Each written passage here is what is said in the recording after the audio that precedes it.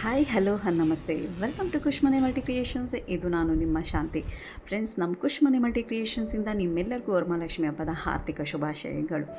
Friends, ಇಲ್ಲಿ ನೀವು ನೋಡ್ತಾ ಇರ್ಬೋದು ಹೂವನ ನಾನು ಇದು ಹಬ್ಬಕ್ಕೋಸ್ಕರ ನನ್ನ ಮನೆ ವರಮಹಾಲಕ್ಷ್ಮಿ ಹಬ್ಬಕ್ಕೋಸ್ಕರ ನಾನು ರೆಡಿ ಮಾಡ್ಕೊಂಡಿರೋ ಅಂಥ ಹೂವಿನ ಹಾರಗಳು ಮತ್ತು ದಿಂಡುಗಳು ಸಹ ಎಲ್ಲ ಸಹ ರೆಡಿ ಮಾಡ್ಕೊಳಕ್ಕೆ ಬುಧವಾರನೇ ರೆಡಿ ಮಾಡ್ಕೊಂಡಿರೋ ಅಂಥ ಹಾರಗಳು ಇದೆಲ್ಲ. ಇದು ಆ್ಯಕ್ಚುಲಿ ನನಗೆ ಮಾಡಿಕೊಟ್ಟಿತ್ತು ನಮ್ಮ ಭಾವ. ಸೊ ಅವರು ಸ್ವಲ್ಪ ಇಡೀ ನಮ್ಮ ಫ್ಯಾಮಿಲಿಗೆ ಸ್ವಲ್ಪ ಹಾರಗಳನ್ನ ಮಾಡಿಕೊಟ್ಟಿದ್ರು. ಸೊ ನಾನೂ ಅವರ ಕೈಲೇ ಹಾರ ಮಾಡಿಸ್ಕೊಂಡೆ. ಸೊ ಅದರಿಂದ ಸ್ವಲ್ಪ ಹೂವು ರಿಸ್ಕು ನನಗೆ ಕಡಿಮೆ ಆಯಿತು.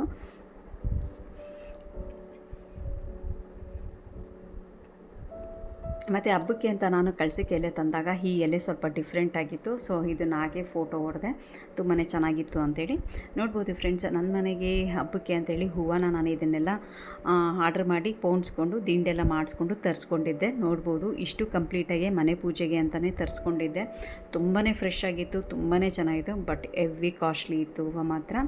ಮತ್ತು ಈ ಬ್ಯಾಕ್ ಡ್ರಾಪ್ ಬಂದುಬಿಟ್ಟು ನಾನು ಆನ್ಲೈನಲ್ಲಿ ಮಾಡ್ಕೊಂಡಿದ್ದೆ. ನಾನು ಆ್ಯಕ್ಚುಲಿ ಆನ್ಲೈನ್ ಜಾಸ್ತಿ ಹೋಗಲ್ಲ, ಬಟ್ ಆನ್ಲೈನಲ್ಲಿ ಇದನ್ನು ಮಾಡಿಕೊಂಡೆ. ಇಷ್ಟ ಆಯಿತು ಅಂಥೇಳಿ. ನಿಮಗೂ ಏನಾದರೂ ಬೇಕು ಅನ್ನೋದಾದರೆ, ಇಷ್ಟ ಆದರೆ ದಯವಿಟ್ಟು ಮಾಡ್ಕೊಳ್ಳಿ. ಯಾಕಂದರೆ ತುಂಬ ಜನ ಇವಾಗ ಅದು ಬ್ಯಾಕ್ ಡ್ರಾಪ್ನ ಆನ್ಲೈನಲ್ಲಿ ತೆಗೆಸ್ಕೊತಾ ಇದ್ದಾರೆ. ಚೆನ್ನಾಗಿರುತ್ತೆ, ಬಟ್ ಸ್ವಲ್ಪ ರಿಸ್ಕು ನಮಗೆ ಕಡಿಮೆ ಆಗುತ್ತೆ. ಬ್ಯಾಕ್ಗ್ರೌಂಡು ಇದೆಲ್ಲ ಮಾಡ್ಕೊಳೋಕ್ಕೋಸ್ಕರ ಹೆವಿ ರಿಸ್ಕ್ ಇರುತ್ತಲ್ಲ, ಆ ಥರದವರು ಕಷ್ಟ. ಒಬ್ಬೊಬ್ಬರೇ ಮನೇಲಿ ಮಾಡ್ಕೊಳೋರು ಇರ್ತಾರಲ್ಲ, ಆ ಥರದವರು ಬೇಕಂದರೆ ಈ ಥರ ಬ್ಯಾಕ್ ಡ್ರಾಪ್ನ ಆನ್ಲೈನಲ್ಲಿ ಮಾಡ್ಕೋಬೋದು. ಪರವಾಗಿಲ್ಲ, ಚೆನ್ನಾಗಿತ್ತು. ತುಂಬ ಜನ ಕೇಳಿದ್ರು ಚೆನ್ನಾಗಿದೆ ಅಂತ. ಸೊ ಅದರಲ್ಲೂ ನನಗೊಂಥರ ಖುಷಿ ಆಯಿತು. ಎಲ್ಲರೂ ಚೆನ್ನಾಗೈತೆ ಅಂದಾಗ ಒಂಥರ ತುಂಬ ಖುಷಿ ಆಗುತ್ತಲ್ಲ. ಸೊ ಚೆನ್ನಾಗಿತ್ತು ಫ್ರೆಂಡ್ಸ್. ಇಲ್ಲಿ ನಾನು ಬಾಳೆ ಎಲೆ ಹಾಕ್ಕೊಂಡು ಅಕ್ಕಿ ಹಾಕ್ಕೊಂಡು ಸ್ವಸ್ತಿಗೆ ಬರ್ಕೊಂಡಿದ್ದೀನಿ. ಇಲ್ಲಿ ಮನೆ ಕಳಸ ಇಡೋಣ ಅಂತೇಳಿ ನಾನು ಇದನ್ನು ರೆಡಿ ಮಾಡ್ಕೊಂಡಿದ್ದೀನಿ.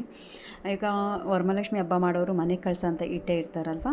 ಸೊ ಆ ರೀತಿಯಲ್ಲಿ ನಾನು ಮನೆ ಕಳ್ಸೋಕ್ಕೋಸ್ಕರ ಇದನ್ನು ಮಾಡ್ಕೊತಾ ಇದ್ದೀನಿ. ಸೊ ನಿಮ್ಮ ಪದ್ಧತಿ ಯಾವ ಥರ ಇದೆಯೋ ಅದನ್ನು ನೀವು ಮಾಡ್ಕೊಳ್ಳಿ.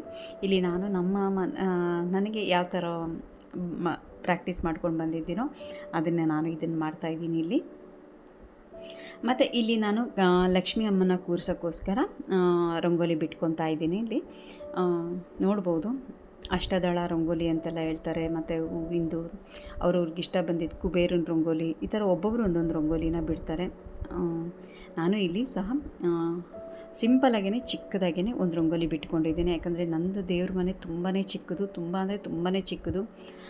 ಜಾಸ್ತಿ ಏನೂ ಅಲ್ಲಿ ಡೆಕೋರೇಟ್ ಮಾಡೋಕ್ಕಾಗಲ್ಲ.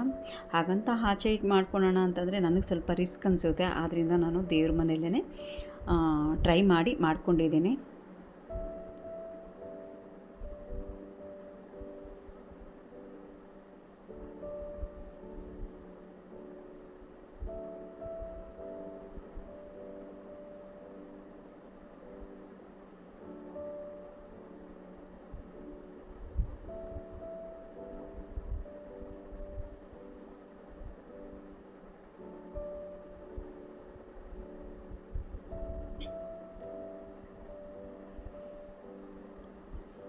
ಈಗ ರಂಗೋಲಿ ಕಂಪ್ಲೀಟ್ ಆಗಿದೆ.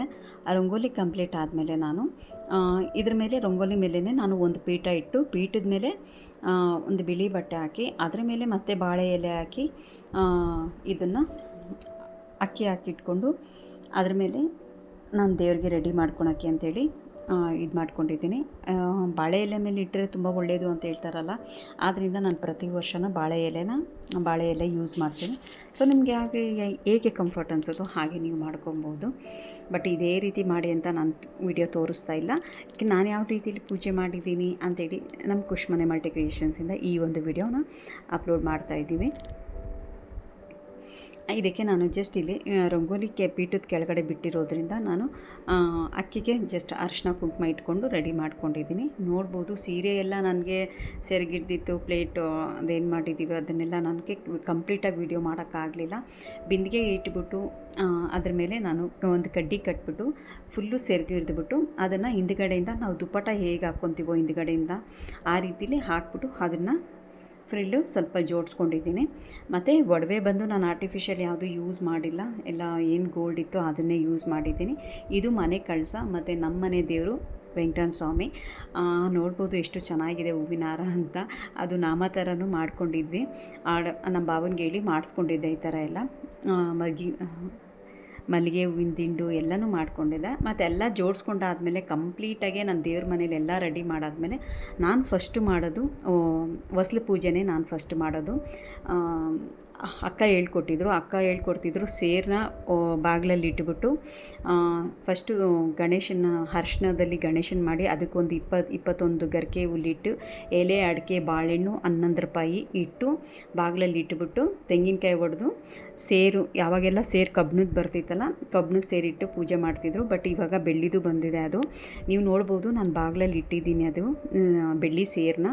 ನಿಮ್ಗೇನಾದರೂ ಇಷ್ಟ ಆದರೆ ದಯವಿಟ್ಟು ನೀವು ಅದನ್ನು ತೊಗೊಂಡು ಮಾಡ್ಕೋಬೋದು. ಹೇಳ್ತಾರೆ ಅಮ್ಮನ್ನ ನಾವು ಒಳಗಡೆ ಬರ್ಮಾಡ್ಕೊಳೋಕ್ಕೋಸ್ಕರ ಈ ರೀತಿಲಿ ಮಾಡೋದು ಅಂತ. ಸೊ ಅದು ನನಗೆ ತುಂಬಾ ಇಷ್ಟ ಆಯಿತು. ಅದಕ್ಕೆ ನಾನು ಪ್ರತಿ ವರ್ಷವೂ ಹೊಸ್ಲು ಪೂಜೆ ಮಾಡಿ ಅಮ್ಮನ್ನ ಬರ್ಮಾಡ್ಕೊಂಡು ಆಮೇಲೆ ಇಲ್ಲಿ ಬಂದು ಒಳಗಡೆ ದೀಪ ಹಚ್ತೀನಿ.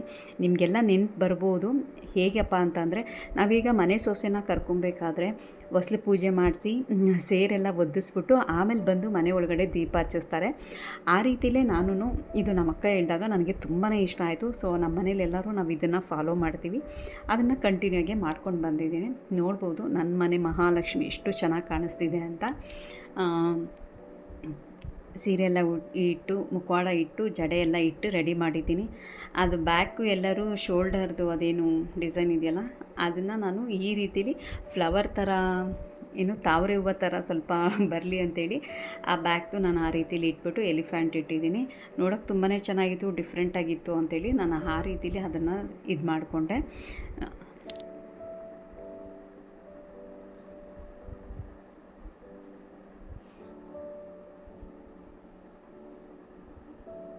ನಾನು ಇಲ್ಲಿ ಲಿಪ್ಸ್ಟಿಕ್ಕು ಅಂತೆಲ್ಲ ಹೇಳಿ ಕುಂಕುಮನೇ ರೆಡಿ ಮಾಡ್ಕೊಂಡಿದ್ದೀನಿ. ಕುಂಕುಮದಲ್ಲೇ ಕಲಿಸ್ಬಿಟ್ಟು ಲಿಪ್ಸ್ಟಿಕ್ ಎಲ್ಲ ಹಾಕ್ಕೊಂಡಿದ್ದೀನಿ.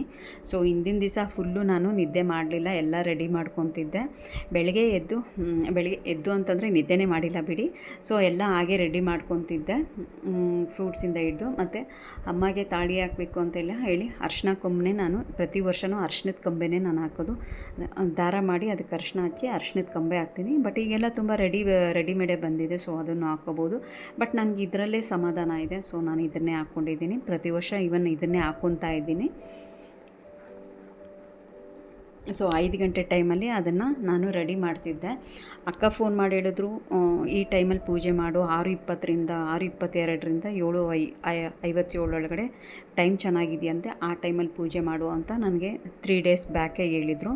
ಸೊ ಆ ಟೈಮ್ಗೋಸ್ಕರ ಕಾಯ್ತಿದ್ದೆ. ಬಟ್ ಅದಕ್ಕಿಂತ ಮುಂಚೆ ನಾನು 5 ಗಂಟೆಯಿಂದ 6 ಗಂಟೆ ಒಳಗಡೆ ದೀಪ ಹಚ್ತಿದ್ದೆ ಬೆಳಗ್ಗೆ ಹೊತ್ತು.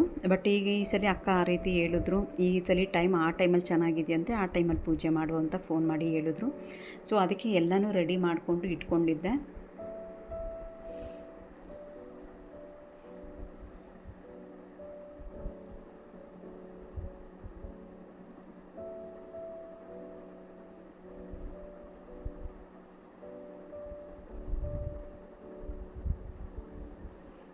ನಂದು ದೇವ್ರ ಮನೆ ತುಂಬಾ ಚಿಕ್ಕದಾಗಿರೋದ್ರಿಂದ ನಾನು ಫ್ರೂಟ್ಸು ಎಲ್ಲನೂ ಅಲ್ಲೇ ದೇವ್ರ ಮುಂದೆನೇ ಕೆಳಗಡೆ ಇಟ್ಕೊಂಡಿದ್ದೀನಿ.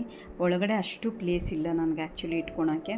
ಆ ಕಳಸ ಮತ್ತು ಇಲ್ಲಿ ಅಮ್ಮ ಲಕ್ಷ್ಮಿ ಅಷ್ಟೇ ನಾನು ಇಟ್ಟಿರೋದು. ಮತ್ತು ಅಲ್ಲಿ ಫ್ಲವರ್ಗೆ ಸೈಡಲ್ಲಿ ಇಟ್ಕೊಂಡಿದ್ದೀನಿ. ಅಷ್ಟು ಬಿಟ್ಟರೆ ಕಂಪ್ಲೀಟಾಗಿ ಇವನ್ ನನಗೆ ದೀಪ ಇಡೋಕ್ಕೂ ಸಹ ಒಳಗಡೆ ಜಾಗ ಇರಲಿಲ್ಲ, ಅಷ್ಟು ಇದರಾಗಿತ್ತು.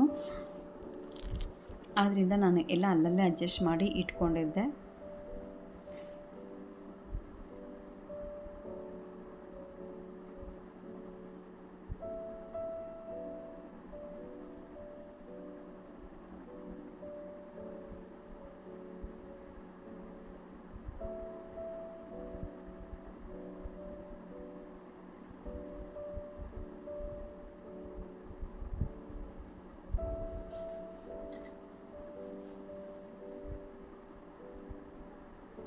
ನೈವೇದ್ಯಕ್ಕೆ ಅಂತೇಳಿ ಪುಳಿಯೋಗರೆ, ಪಾಯಸ ಮತ್ತು ಬೆಲ್ಲದ ಪಾನಕ ಮಾಡಿದ್ದೆ. ಬೆಲ್ಲದ ಪಾನಕ ಅಂದರೆ ಅಮ್ಮಗೆ ತುಂಬ ಇಷ್ಟ ಅಂತೆ. ಸೊ ಆದ್ದರಿಂದ ಬೆಲ್ಲದ ಪಾನಕ ಮಾಡಿ, ಪಾಯಸ ಮಾಡಿ, ಪುಳಿಯೋಗರೆ ಮಾಡಿ, ಕೋಸಂಬರಿ ಮಾಡಿ ದೇವ್ರಿಗಿಟ್ಟಿದ್ದೆ. ಅಷ್ಟೊತ್ತಿಗೆ 6 ಗಂಟೆ ಅಷ್ಟರಲ್ಲಿ ಇಷ್ಟೂ ನಾನು ರೆಡಿ ಮಾಡ್ಕೊಂಡಿದ್ದೆ. ಇವನ್ನೆಲ್ಲ ತಟ್ಟೆಗಳು ಜೋಡಿಸ್ಕೊಂಡು ಎಲ್ಲ ಕಂಪ್ಲೀಟಾಗಿ ನಂದಾಗಿತ್ತು. ಇವತ್ತು ನಿದ್ದೆ ಸಹ ಬರಲಿಲ್ಲ ಆ ಪೂಜೆ ಮಾಡೋ ಖುಷಿಗೆ.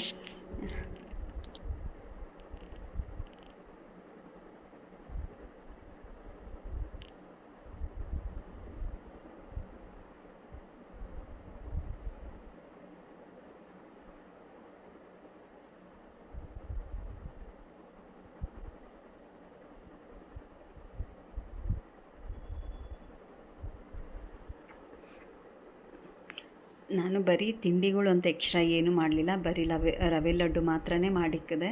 ಎಕ್ಸ್ಟ್ರಾ ನನ್ನ ಕೈಲಿ ಏನೂ ಮಾಡೋಕ್ಕಾಗಲಿಲ್ಲ.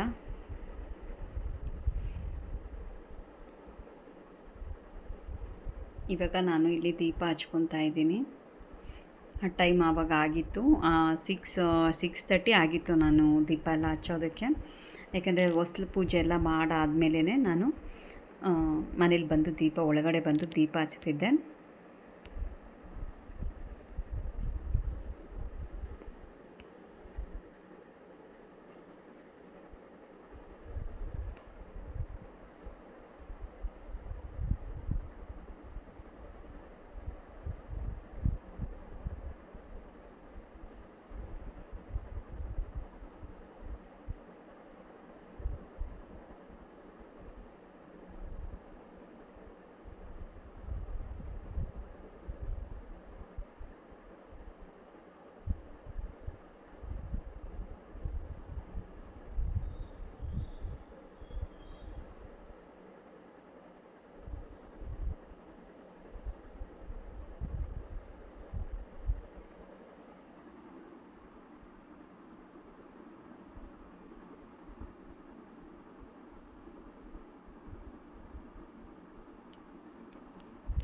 ಈಗ ನಾನೇನು ಜ್ಯುವೆಲರಿ ಎಲ್ಲ ಜಾಸ್ತಿ ಹಾಕಿಲ್ಲ, ಮತ್ತು ನನ್ನ ಹತ್ರ ಏನು ಲಾಂಗ್ ಚೈನ್ ಇತ್ತು ಮತ್ತು ಇಯರಿಂಗ್ಸ್ ಇತ್ತು ಅದನ್ನೇ ನಾನು ಹಾಕಿದ್ದೀನಿ. ನಾನು ಯಾವತ್ತೂ ಆರ್ಟಿಫಿಷಿಯಲ್ ಹಾಕಿಲ್ಲ.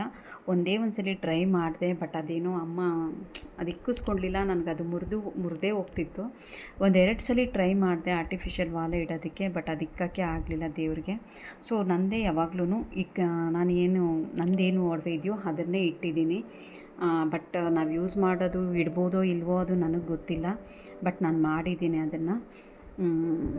ಬಟ್ ಅದು ಅಮ್ಮ ಅದನ್ನು ಅಕ್ಸೆಪ್ಟ್ ಮಾಡಿದ್ದಾರೆ ಅಂತ ನಾನು ಅಂದ್ಕೊತೀನಿ. ಯಾಕಂದರೆ ಆರ್ಟಿಫಿಷಿಯಲ್ ಇಟ್ಟಾಗ ಅದು ಓಕೆ ಆಗ್ತಿರ್ಲಿಲ್ಲ. ಒಂದೆರಡು ಸಲಿನೂ ನಾನು ಟ್ರೈ ಮಾಡಿದೆ, ಸ್ಟೋನ್ದು ತಂದಿಟ್ಟು ರೆಡ್ ಕಲರ್ದು ಇಟ್ಟೆ, ಬಟ್ ಅದಾಗಲೇ ಇಲ್ಲ. ಬಟ್ ಹೆಂಗೋ ನಂದೇ ಗೋಲ್ಡ್ನ ಹಾಕ್ತಿದ್ದೀನಿ. ಓಕೆ ಆಗಿದೆ, ಪರವಾಗಿಲ್ಲ.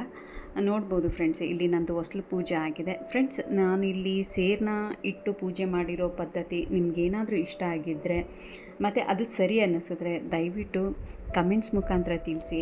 ನೋಡಿ ಫ್ರೆಂಡ್ಸ್, ನಾನು ಮುಖಕ್ಕೆ ಈ ರೀತಿಲಿ ಅಲಂಕಾರ ಮಾಡ್ಕೊಂಡಿದ್ದೀನಿ. ಅಮ್ಮ ಎಷ್ಟು ಚೆನ್ನಾಗಿ ಕಾಣಿಸ್ತಿದ್ದಾರೆ. ಮತ್ತು ಇಲ್ಲಿಂದೇ ಕಾಣಿಸ್ತಿದೆಯಲ್ಲ, ಅದು ಮನೆ ಕಳ್ಸೋಕ್ಕೆ ನಾನು ರೆಡಿ ಮಾಡ್ಕೊಂಡಿರೋದು. ಎಲ್ಲ ದಿಂಡುಗಳೇ ಹಾಕಿ ನಾನು ಅಲಂಕಾರ ಮಾಡ್ಕೊಂಡಿದ್ದೆ. ತುಂಬಾ ಚೆನ್ನಾಗಿ ಕಾಣಿಸ್ತಿತ್ತು. ಇವನ್ ನಂಗೆ ತುಂಬಾ ಖುಷಿ ಕೊಡ್ತು ಈ ಸಲ. ಏನೋ ಒಂಥರ ಸಮಾಧಾನ, ಖುಷಿ ಎಲ್ಲ ಇತ್ತು.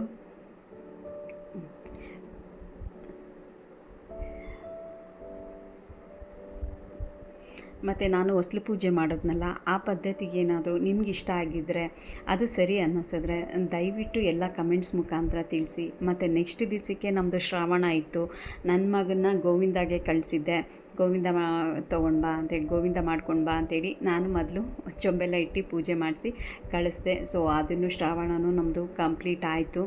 ಇವನ್ ನಮ್ಮತ್ತೆ ಮಾಡಿದ್ರು ಶ್ರಾವಣನ. ಸೊ ನನ್ನ ಮಗನ್ನ ಕಳಿಸಿ ನಾವು ಅದನ್ನು ಸಹ ಮುಗಿಸ್ಕೊಂಡ್ವಿ. ನಿಮ್ಮಲ್ಲೂ ಯಾರಾದರೂ ಇಷ್ಟಿಲ್ಲ ಇವತ್ತಿಗೂ ಇದನ್ನು ಫಾಲೋ ಮಾಡ್ತಾ ಇದ್ದೀನಿ ಅನ್ನೋದಾದರೆ ದಯವಿಟ್ಟು ಕಮೆಂಟ್ಸ್ ಮುಖಾಂತರ ತಿಳಿಸಿ. ಹೇಗೆ ನೀವೆಲ್ಲ ಇದನ್ನು ಫಾಲೋ ಮಾಡ್ತಿದ್ದೀರಾ, ಮಕ್ಕಳನ್ನ ಕಳಿಸ್ತಾ ಇದ್ದೀರಾ ಅಂತ.